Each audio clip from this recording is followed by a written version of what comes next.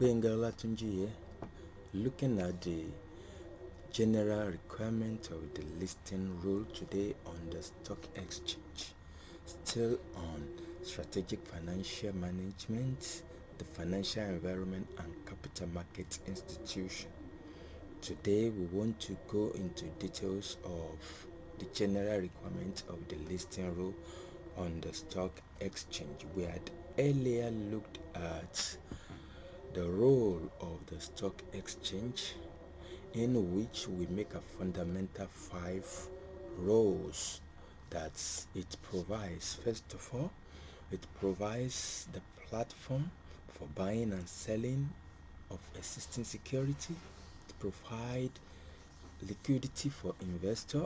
It helps to spread promoter and investors risk. It encourages transaction in the new issue market, and also as regulators, it regulates the activity of the stockbroker. And don't forget that we've discussed equally of the Security Exchange Commission, in which we said that fundamentally they are the regulator of the stock exchange. So now we want to go into detail of the stock exchange general requirement of listing of the security on the exchange.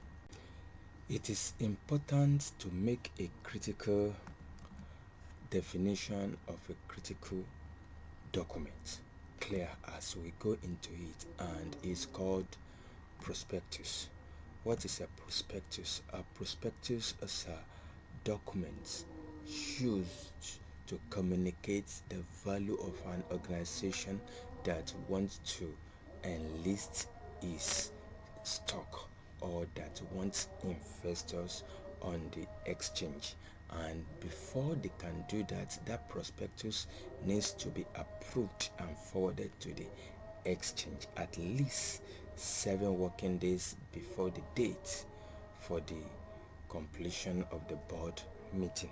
So they need to forward it for approval, and so that there could be regulators look and view on it before it goes to the public and the like. So that is what a prospectus is.